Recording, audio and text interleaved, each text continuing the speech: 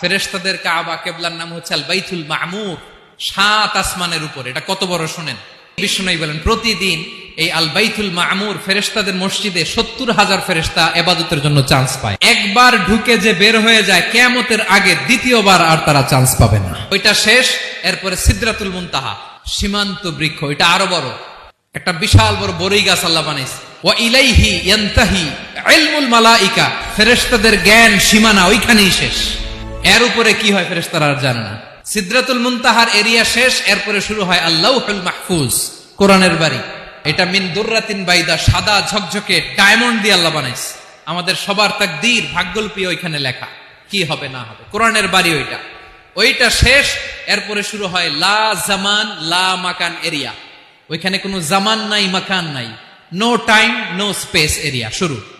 ওইখানে কুরসি, যেখানে আল্লাহ পা রাখেন বা কুদরতি পা রাখেন। আল্লাহ বলে ওয়াসিআ কুরসিয়ুহুস সামাওয়াতি ওয়াল আরদ, আল্লাহর এই কুরসিটা এতক্ষণ যা বললাম এই সবগুলোর চাইতেও বড়।